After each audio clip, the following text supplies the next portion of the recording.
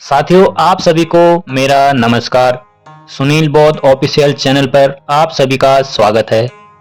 तो साथियों, आज हम बात करेंगे एक ऐसी बच्ची का जिसकी 11 साल में शादी तय हो गई थी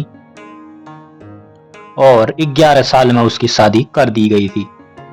उस समय घर में लड़की पैदा होना बिल्कुल अशुभ माना जाता था, लड़कियों को अच्छा नहीं माना जाता था, इसलिए लड़कियों की जल्दी शादी करा दी जाती थी।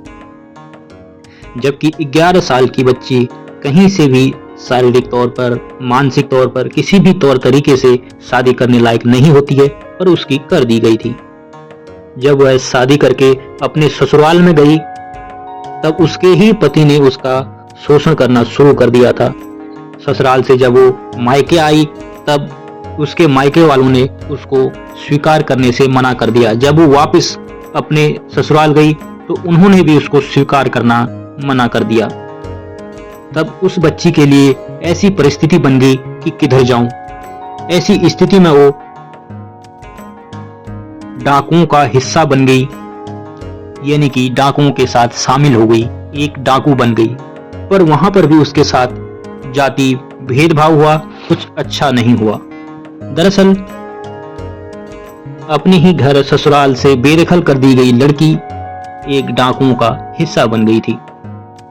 पर जिस गैंग का वो हिस्सा बनी हुई थी, उसी गैंग का मुखिया बाबू गुलजार, कुछ समय के बाद बाबू गुलजार की फूलन देवी पर गलत निगाह, गलत नजरें पड़ने लगी थी।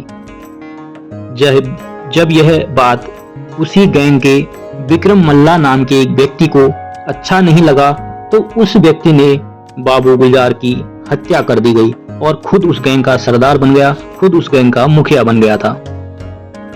उसके बाद विक्रम मल्ला ने ही फूलन देवी को हथियार चलाने सिखाए, बंदूकें चलानी सिखाई, उसको ट्रेनिंग दी और गैंग में उसको सबसे मजबूत बना दिया।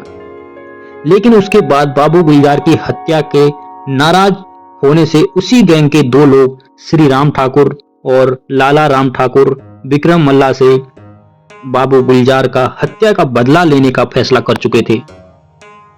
और कुछ दिनों बाद ही उनका ये प्लान सफल रहा और विक्रम मल्ला की हत्या कर दी। वो दोनों फूलन को अपने गांव लेकर आए, जिस गांव का नाम था बेहमई गांव, जहां फूलन देवी को 3 हफ्ते तक लगातार उसके साथ 22 से 30 लोगों ने गैंग रेप किया। बाद में फूलन देवी की किसी तरह से जान बच गई थी, पर जब वह सही तरीके से होशो हवास में आई, तो उसने अपनी एक गैंग बनाई और वहीं से उसकी कहानी शुरू हो गई। फिर फूलन देवी ने सबसे पहला काम किया, अपने गैंग को मजबूत किया। फिर उसके बाद उसने अपना बदला लेने की सोची और बदला लेने की तैयारियां शुरू कर दी गई। उसके कुछ दिनों बाद पता चला, एक दिन किसी ने बताया कि किसी गांव में श्री राम ठाकुर और लाला राम ठाकुर वहां आ रहे हैं किसी शादी समारोह में। वहीं पर फूलन देवी अपने पूरे गैंग के साथ सारी तैयारियां करके पहुंच गई, पर वहां पर वो दोनों नहीं आए। पर वहां पर जब वो दोनों नहीं दिखे, तो फूलन देवी ने 20 ठाकुरों को एक लाइन में खड़ा करके एक के बाद सबको गोली मार दी और 20 को मार दिया गया। पर यह साबित नहीं हुआ वो 20 भी उनके साथ गैंग रेप में शामिल थे या कोई और थे। इस घटना से इतना हो हल्ला हो गया पूरे यूपी में कि उस समय के मुख्यमंत्री वीपी सिंह जो थे, उन्होंने इस्तीफा तक दे दिया। जब बाद में इसमें पुलिस कार्रवाई हुई, तो पुलिस चारों तरफ फूलन देवी को छानबीन में लग गई। 2 साल तक छानबीन चली, लेकिन फूलन देवी या उसका गैंग का कोई भी व्यक्ति नहीं पकड़ा गया। फिर उसके बाद तत्कालीन प्रधानमंत्री इंदिरा गांधी ने पहल की, तब फूलन देवी ने सिलेंडर करने के लिए राजी हो गई। पर सिलेंडर करने से पहले फूलन देवी ने अपनी 6 शर्तें रखी, 6 मांगे रखी। वो 6 मांग क्या क्या है, चलिए हम आपको बताते हैं। नंबर 1 पर सिलेंडर यूपी में नहीं बल्कि मध्य प्रदेश में होना चाहिए। नंबर 2 पर जब मैं सिलेंडर करूंगी उस समय महात्मा गांधी और मां दुर्गा की तस्वीर के सामने होना चाहिए। नंबर 3, मेरे परिवार को भी मध्य प्रदेश लाया जाना चाहिए। और नंबर 4 में मुझे या मेरे परिवार के किसी भी साथी को सजा ना हो, और नंबर 5 उसके परिवार से जो उसी के चाचा ने उससे जमीन हड़प ली थी वो जमीन उसको वापस चाहिए थी, और नंबर 6 जेल में स्पेशल सेल में रहने की व्यवस्था होनी चाहिए। उसके बाद फूलन देवी ने अपने आप को सरेंडर कर दिया। इसके साथ साथ ही फूलन देवी ने 1983 में सरेंडर कर दिया था और उसको जेल हो गई थी।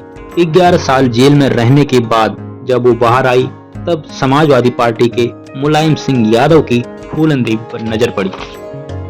उन्होंने फूलन पर लगे सारे के सारे मुकदमे वापस ले लिए। तब 1996 में लोकसभा चुनाव हुआ और तब मुलायम सिंह यादव ने मिर्जापुर सीट से फूलन देवी को टिकट दे दिया था। उस समय फूलन देवी मिर्जापुर सीट से लड़ी और चुनाव जीत भी गई। इसके 2 साल बाद 1998 में फिर से चुनाव हुआ और फिर से फूलन देवी को टिकट दिया गया, लेकिन इस बार फूलन देवी हार गई। इसके ठीक 1 साल बाद 1999 में अटल बिहारी वाजपेयी जी की सरकार गिर गई, फिर से चुनाव कराने पड़ गए। तब फिर से फूलन देवी को तीसरी बार टिकट दिया गया। वह लोकसभा का चुनाव लड़ी और जीत भी गई। जब जीतने के 2 साल ही गुजरे थे कि 2001 में दिल्ली में ही फूलन देवी की सरकारी घर के सामने गोली मारकर हत्या कर दी गई थी।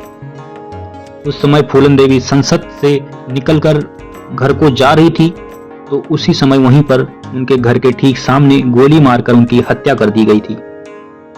जब इस हत्या की जांच होने लगी तब शेर सिंह राणा आगे आया और उसने स्वीकार किया और खुलकर कहा कि मैंने 20 ठाकुरों का बदला लेने के लिए फूलन देवी की हत्या कर दी गई गोली मारकर। फिर शेर सिंह राणा को सजा भी हुई और जेल से छूट भी गया था। जब जेल से छूटा तो वो पलटी मार गया, कहने लगा कि मैंने फूलन देवी की हत्या नहीं की, ना ही मैंने उसको गोली मारी। लेकिन अब 22 साल बाद आज इस मामले में फिर से सीबीआई जांच की मांग होने लगी। संजय निषाद जो कि समाजवादी पार्टी से आते हैं, उन्होंने ही सीबीआई की मांग की है। तो साथियों, इसकी पूरी कहानी हमने जो आपके सामने रखी, इसलिए कि जो इतिहास है वो भी आप जान सको। और आजकल ये मामला यूपी में काफी गर्म चल रहा है, क्योंकि समाजवादी पार्टी संजय निषाद ने इसकी सीबीआई मांग को लेकर काफी सवाल पूछे हैं। अब देखना ये होगा कि 22 साल बाद इसका क्या रिजल्ट आता है। तो साथियों, आज के लिए इतना ही। मिलते हैं अगली वीडियो पर। जय हिंद, और चैनल को सब्सक्राइब जरूर कर लें और सपोर्ट जरूर करें।